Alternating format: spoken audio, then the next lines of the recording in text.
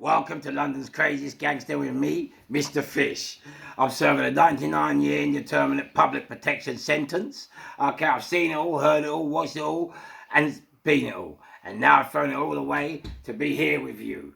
And today, I have a son of a famous gangster who grew up watching crime and seeing it all happen. And he's in the studio with me today. Ladies and gentlemen, remember you heard it first, and remember you saw it live. Crash, Mr. Lee Elliott.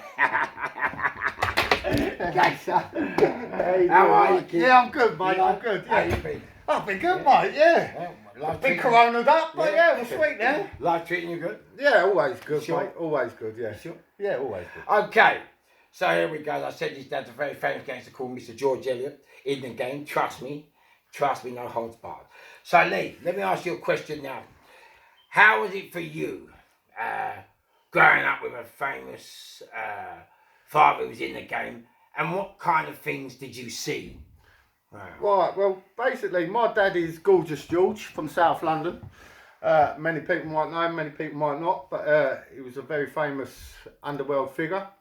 And for me, growing up, for instance, my earliest memory. Right, just interrupt you. When you say a very famous figure in the underworld, what kind of work or what did he actually do? He was an armed robber, bank robber.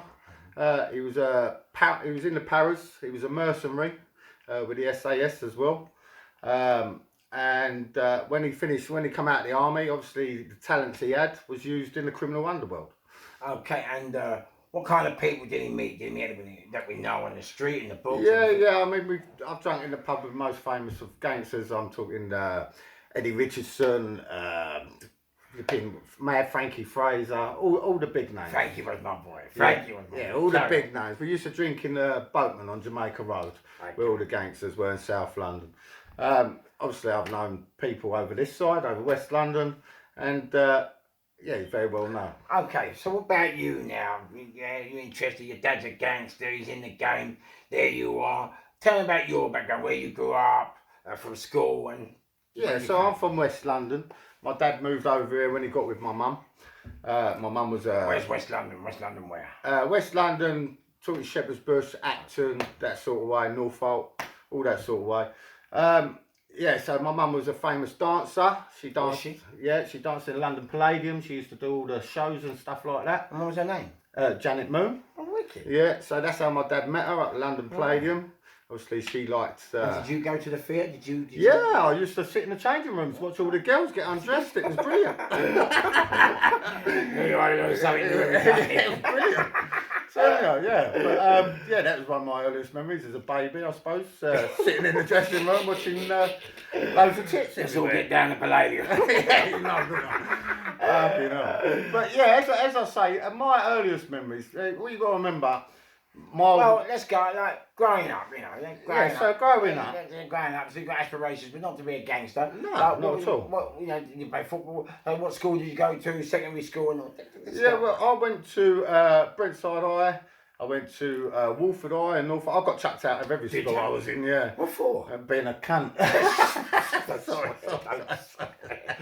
Sorry, ladies and gentlemen. Sorry. He always spelt hunt wrong. Yeah. That's why you can see I didn't go to school.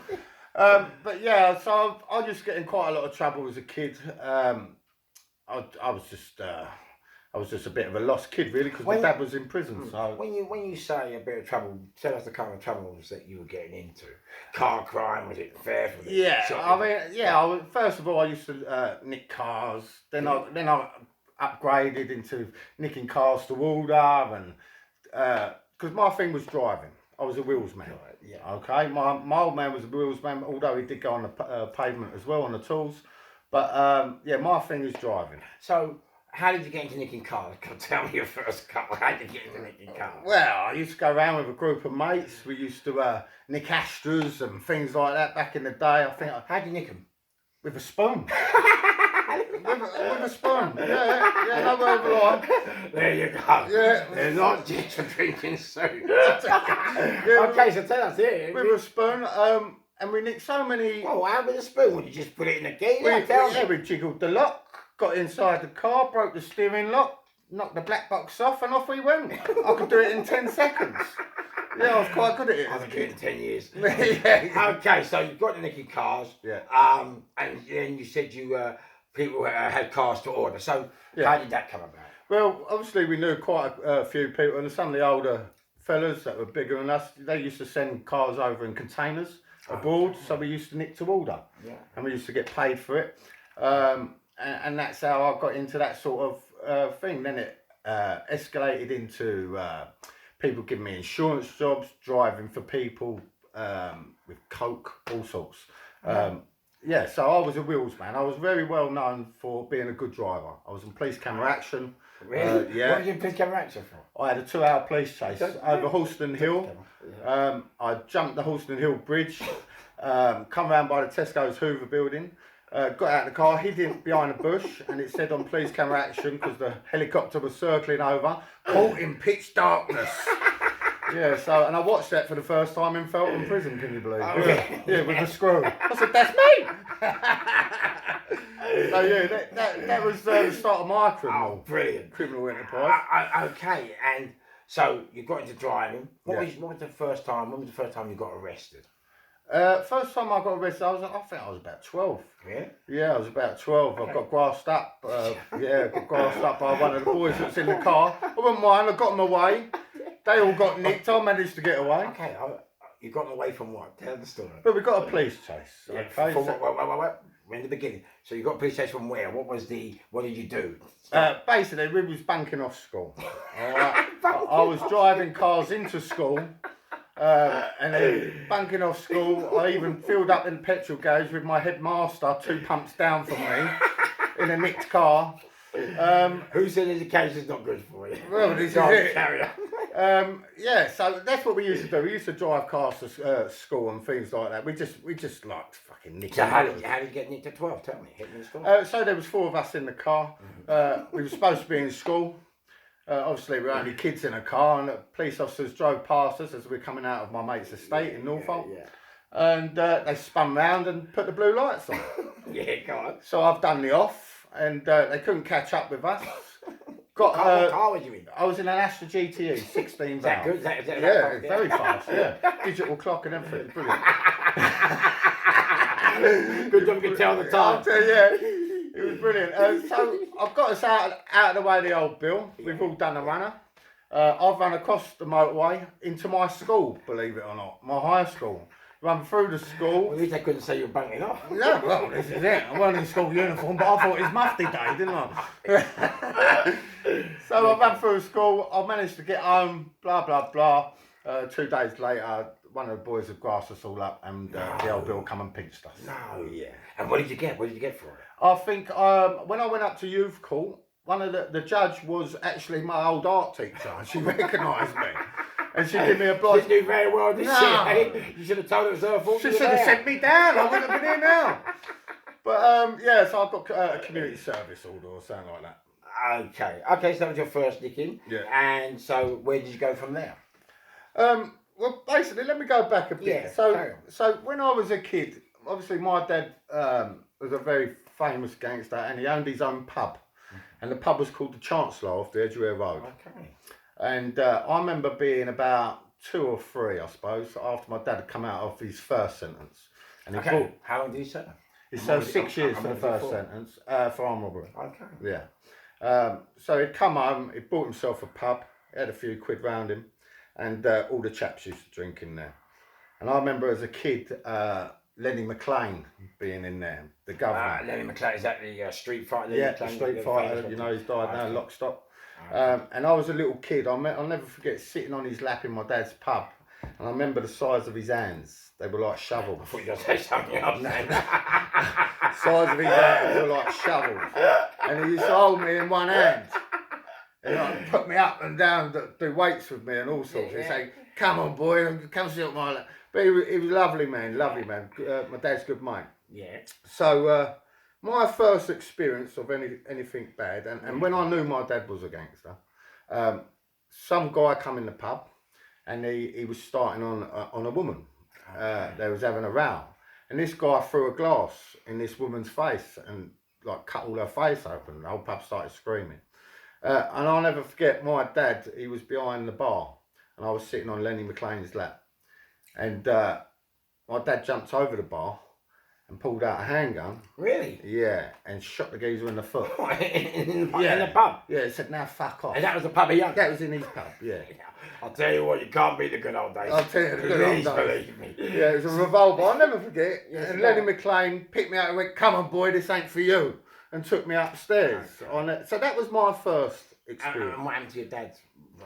Did anything to get arrested? Nah, nothing happened. No one would have grassed him up. It was in his pub. They just chucked the geezer out, bandaged his foot and fucked him off up the hospital. I think, yeah. Right, can't beat the good old days. Can't beat the good old days, no. The geezer had done it wrong and so he knew what he'd done. Yeah. But yeah, so that was my first experience. You've got to remember I was only 2 or 3. That was my first vivid memory of St. Memory from that? From Yeah. there? Yeah, I remember that. Because it shocked me, yeah, I suppose you would, yeah. But I used to visit my dad got arrested after that. He went. What did he get arrested for? He done a big armed robbery. He robbed. He robbed a mental hospital. No word of a lie. What, to get a load of nuts? Yeah. And chased him, go do do do. Yeah. But security van used to come in and take the wages in there. Okay. You know, and my I think it was my dad's mates, missus, used to work in there doing the wages. That's how they got the job. And yeah, so they got away, but No, so did they? So they, when you said it, so did they pull your guns out? Stuff yeah, like, yeah. what did they do? They done the security van. How did they hold it up? They waited for one of them to get out. Okay, yeah. Grabbed him. The other one got out. They got the bag. Yeah. Got in the getaway car. They were gone. Okay. All right. The alarms were going off. Loading up was going. Do, do, do, do, do. Come back, come back. You know, but when my dad tells me, it's fucking hilarious. Yeah. But so yeah, they got away. My old man gave the guns to the guy whose wife it was that gave him the job, and said put them away, right? But the guy. So what you're saying is they all met at the safe house, but the safe house they met at, well, it belonged to the guy husband of job, the wife yeah. who did it. Okay. Yeah. So he's asked them to put the tools away, and the stupid geezer has only put them under the baby's cot, and police have raided because they're not stupid. So where did the police get the information? Was that from his wife working? Yeah, from his wife working there. They put 2 and 2 together because her husband had form, and they raided the house and found the guns, and then the geezer grasped my old man up, and he got 14 years. 14? Yeah, he got 14. And how long did he serve? He served 8 out of that. Yeah, served 8 out of that. So, he got 14, served 8. And so that was the beginning of me visiting all the prisons. Okay. If you like. Okay. Yeah, I used to go every week and go and visit my dad. Maidstone, Parkhurst was one of the worst ones, Isle of Wight. Was it? Why? Why Parkhurst? It was just so far, you know, it was a proper day out, and I was always car sick, so I was always sick. I think that's what people don't understand about prisons, you know, we're not into crime. The visits can sometimes really, really take its toll on family and friends, and it can be really hard work, like keeping everyone together. Just for going to visit your friend, whoever's inside. Yeah. It can be. I'm honest, it can take a whole day, and it can really, really be hard work. So know what you're doing before you get nicked. Yeah. Carry on. Yeah. So as I say, I used to go up and visit my dad, and then when you're on a visit as a kid, the stories that I got told, like I was learning the criminal stories at age of 4 or 5. You know, I was learning how to make bird cages out of wood and where to hide the puff. You know, I knew that at the age of 5. I didn't even know what puff was, but I knew where to hide it. I haven't learned it yet. Yeah, so my dad used to breed budgery guards, did he? make the bird cages and sell them for an ounce of puff. Okay. That's what he used to do in there. Right. Yeah, making hoops and things like that. Again. Bird cages, that's the way forward. Make sure they got an aviary first though, yeah? So I used to visit places like Parkhurst, and I'd be sitting on other gangsters' laps and things like that knew my dad. I sat on the Craig's laps, Ronnie Craig's lap, yeah. Okay, and on one of these visits. You was a bit young, I suppose. Yeah, I was very young. It wouldn't be fair to ask you what was he like. No, I didn't really know who they were. If I was honest, I just knew they were my dad's mates. You know, I didn't know they were gangsters or anything like that. Yeah. Also, I knew they was in prison, but when you're a kid, you don't even understand the prison. You know. Yeah. I had a lot of years of that. Yeah. Up until I was a teenager, up until I was about 14. Okay, so now you're a teenager. So you got past 12, so you're into 18 now. So what about work? Did you work, or was it always just a criminality for you? No, because I was obviously my dad was in prison. My mum had lost my sister, and so she was in a very dark place, if you like. So I didn't really have people around me to guide me. How did you lose your sister, my house? She had the MRR jab, which sent her a bit Down syndrome. And then she choked on her own vomit, bless her, in her sleep. I wish I never asked. Yeah, I know. Not with the corona vaccine. Now you're scaring me. Oh, no. Oh, no. But, so yeah, that happened. And then, obviously, I was put in care for a while because my mum couldn't cope. Oh, was you? Yeah. Oh, you didn't tell me this. So what care homes were you in? I haven't got a clue. I was a kid then. Okay. I don't know. But, I didn't know that. yeah, so I had a hard upbringing, if you like. And I used to get bullied in school because people used to say, your dad's in prison, your mum don't love you and all that. She put you in care, all sorts, you know. So for me, growing up was difficult. I didn't have a good childhood. I had a very bad one, in fact. But I used to get bullied in school a lot because of that. Yeah. And it wasn't until the last year of high school when I thought, sod this, I'm not having it no more. and one of the biggest blokes in my year, he wanted to have a fight, he wanted to start on me, they were trying to drag me up the alley and all sorts, just picking on, what kids do. And in the end, I just went, crash, have one of them. And because it's got sparked out, I thought I can actually fight. You know, it's the first time I realised I could ever fight. And that's the thing about being bullied, because I was bullied, as you all know. Yeah. But once it gets to enough, you just flip. Yeah. And you suddenly realise you can fight. And you do anything to fight. And now, fighting's become my sex. yeah. I wouldn't say the same myself, but there you go. So go on, so you beat up I beat up this kid, and it made me feel good. It gave me a bit of confidence, you know. So, and after that, I never stood down to no one after that. Then I was ready for a fight, you know. And for me, my dad come out when I was 15. So, carry on. So I just finished high school. It was on the last bit of the high school. And I'll never forget, I was coming back off a German trip. I was never allowed on school trips, ever, for being so naughty. And this was the first and only school trip that they let me go on. And why did they let you go on this trip? And where was it to? I think the deputy head just took a liking to me, realised I had a lot of problems in my personal life, and he decided to give me a chance, basically. And I had a really good holiday, I've got to say. Where'd you go? Germany. Germany. Was it good? It was good, yeah, it was good. Okay. It was one of them experiences you remember, you know? Yeah. But I'll never forget coming back on the coach. Yeah. And the school teacher had been speaking to my mum, because I had to keep in contact with my mum to give them progress reports to make sure I was doing what I should be doing. Yeah. And my mum said, "Could you let my son know that his dad's coming home?" Yeah, so I didn't know he was coming home because he was a parolee. I didn't know he had his parole, and no one ever told me nothing because I was a kid, obviously. But he was coming out the next weekend on a home leave, and he wanted to see me because I hadn't seen him for a couple of years, because when I got to about 10, I stopped visiting the prisons. I'd had enough of it, you know. So I hadn't seen him for a couple of years. So you had enough of it, or your mum had enough of it? I had enough of it. I'd had enough going up and seeing my dad banged up and not being able to go home. Did that hurt you? Yeah, it hurt me as a kid, yeah. So I was petrified, if you like, to see my dad, because I hadn't seen him in such long. Really? But not to see, but to see him on the outside. Okay, you know? yeah. And because now I was a teenager. And I'll never forget it. He come out and he had a camel skin jacket on, these old winkle pickers and these flares. Before we go any further, kids, that was the gear in the days. That was what we called dripping. I'm telling you. But it was very out of date. And I'll never forget walking down the road and people looking at him. Out of date. It's been away for 14 years. And because my dad had been in prison, he's still got his prison head on and a bit paranoid, if you like, as you have to be in prison. And it was turning around, people saying, "What are you fucking looking at?" I'll never forget it. So he was a very scary man, my dad. Like, his eyes used to change colour like the Incredible Hulk when he got mad and that. So I always see him as like a big, scary guy, you know. So I used to worry that he was going to get into fights because he was on home leave, you know. So were you worried that if he got into fight, he'd go back to prison? Yeah, he'd go back to prison. Yeah. Okay. So I'll never forget, we walked past the clothes shop and he was looking at the type of clothes that were in the window. He was going, "What the f***'s going on here?" I said, well, this is what people wear now, Dad, you know? He said, well, I ain't wearing that crap. Boy, we got... You wearing it? No, I'm not wearing it. I had a Chevron jacket on. But, yeah, so I had to get used to the outside. And it was just one of them bonding things, you know? Yeah. And my mum couldn't really deal with me because I was a bit of a tearaway as a teenager, as I say, nicking the motors and running away from home and stuff like that. So when my dad did come home, he lived at his sister's house, my auntie's, and I went to live with him. Okay, so this is... Where was that? that was in Norfolk, in Retford Park.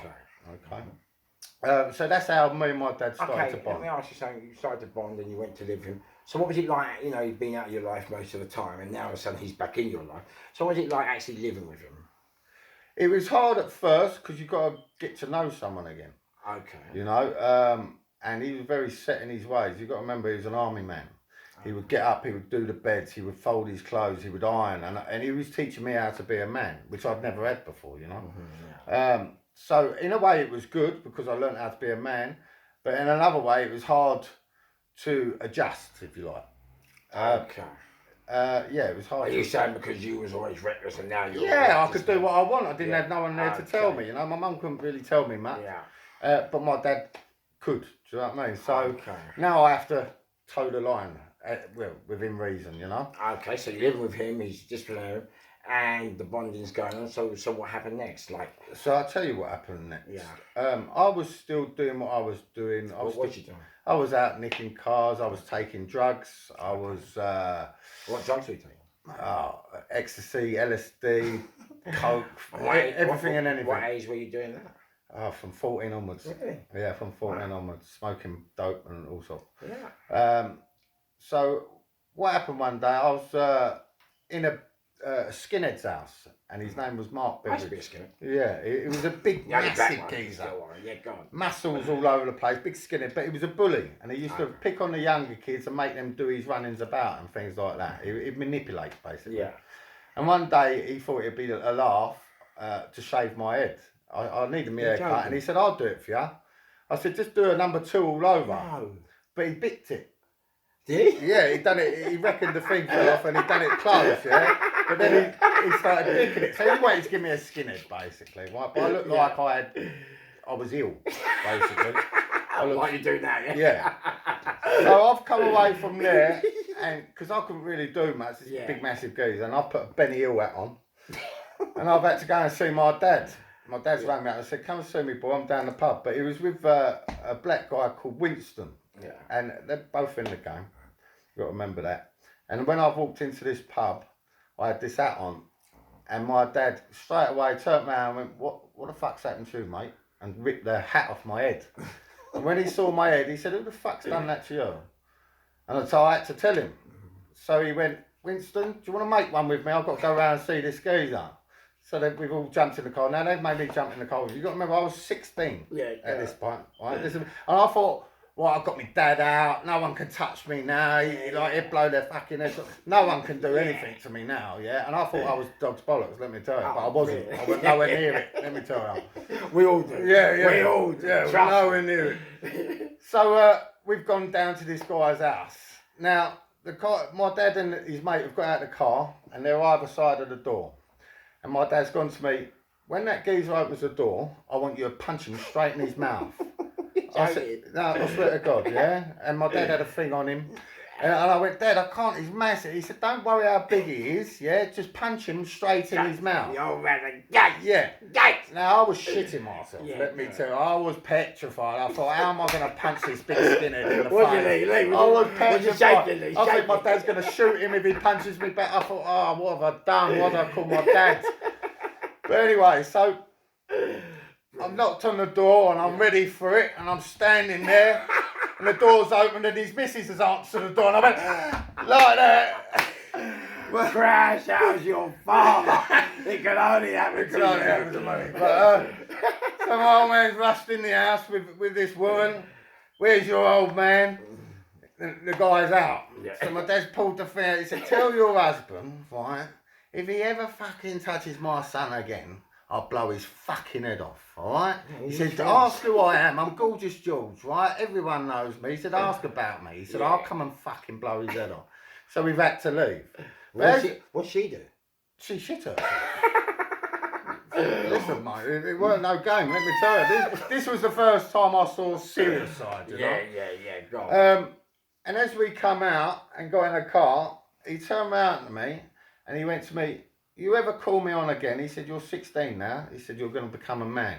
He said, "You ever call me on again and if your life ain't in like jeopardy, don't ever come to me again. Sort your own fucking problems out." I like that because that was a very old school thing. Because I always say to my pals and my brothers and that, I don't mind doing whatever we got to do if someone's called it on. Yeah. But don't call it on and then call me and then we do what we got to do and then I find out you started it. Otherwise, I'll do the same to you I did to them because I don't like being used. You know what I'm saying? Yeah. Anyway, crash, roll on, kid. Yeah, so that was the first, and that was my biggest lesson, I think, because then I knew I didn't have the backup I thought I had. But was that also the first time you'd actually seen your dad in that role? Yeah. Okay. Yeah. I mean, I know you saw him shoot them in the pub when you was young. Now you're 16 years on, so you're grown up. And so was that the first time you seen him? Because now I'm seeing how it works. Yeah, you know, calling mates, I'm getting in the motor, taking the tool, and going to sort the problem. You know, that's how it was done in them days. And from then on, I knew I had to go out and be a man, and I couldn't call him on unless it was dire straits, you know. So that was the start of me taking my journey, if you like. Okay. And what you got to understand, Fish, is when you're under the shadow of a big famous gangster, and everyone knows your dad, and everyone talks good about your dad, and your dad's this and your dad's that. You know, it's a big thing to have to live up to.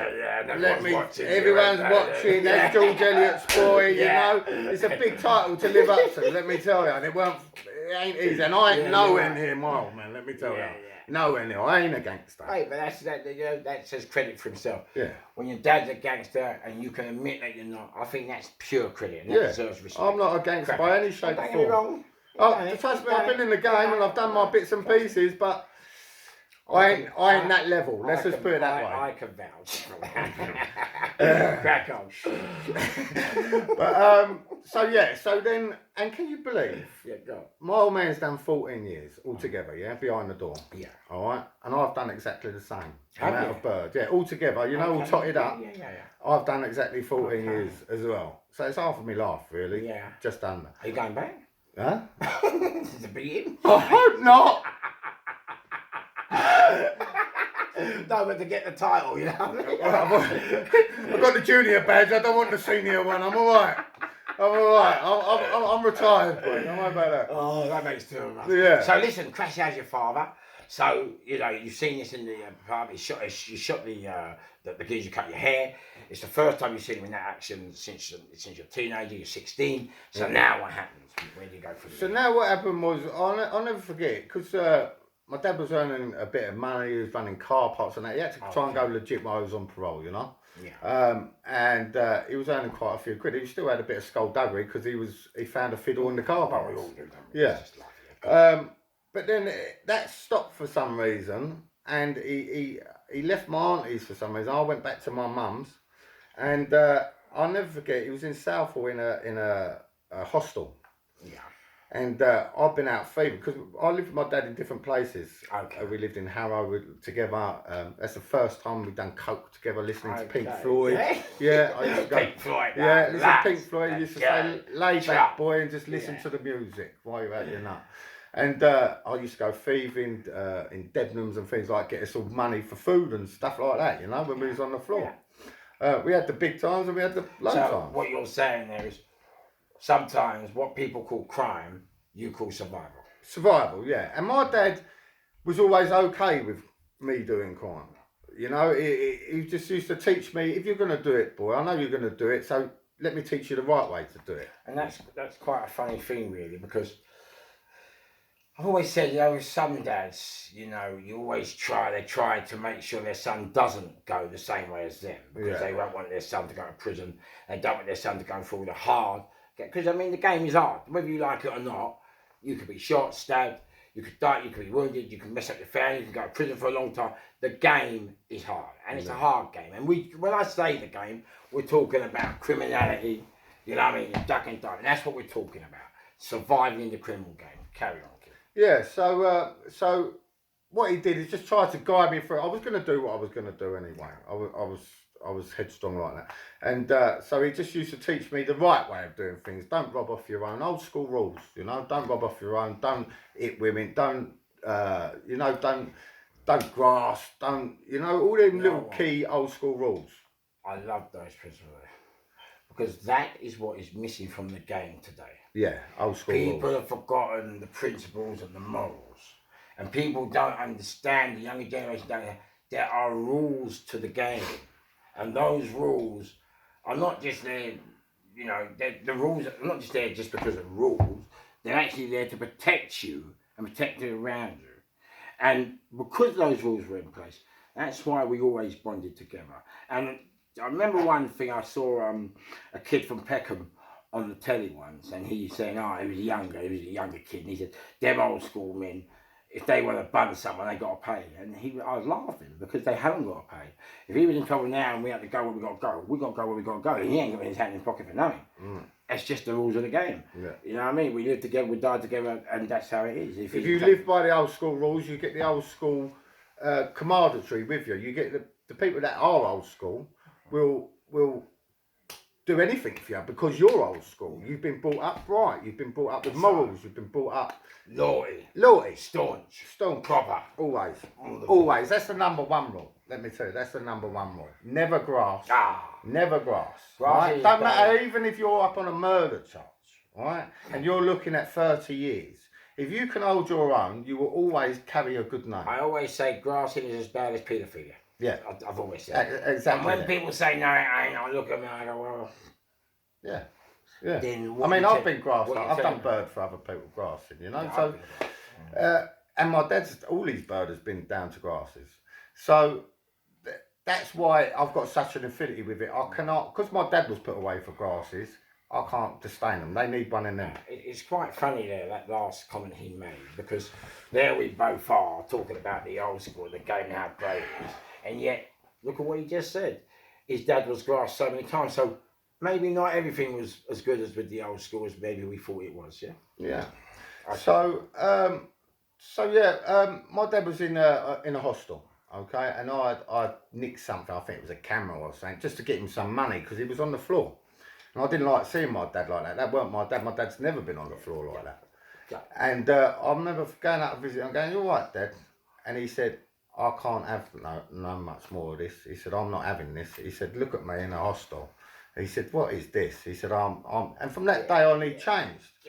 Like, just changed. And he moved back over to South London. We was over in West London at this time. Yeah. And he moved back to his first wife, my stepsister's mum. And he moved back over to South London, Deptford, and that's where he's really known for the Gangsters. That's where all these people. A lot of South London was all pure old school. Yeah. Elephant and Castle, East Street, the Dull and Cow, and all the rest of it. But Jamaica Road, crack on. Yeah. And so that started a new phase in the criminality, because although he didn't want to go back, he was working and stuff like that. He didn't want to go back into the criminality. He'd done long enough inside and he'd had enough of it.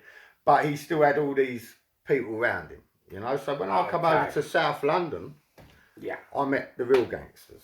Okay, I met what I call real gangsters. Hold it there. That's part one. Easy on the mic and mind. There you go. Come back for more and see the show. Lee Elliott, part two. I know you can't wait. And remember what I said. There's nothing bad that can't be word. And remember where you heard it first and saw it loud. Crash! See you soon.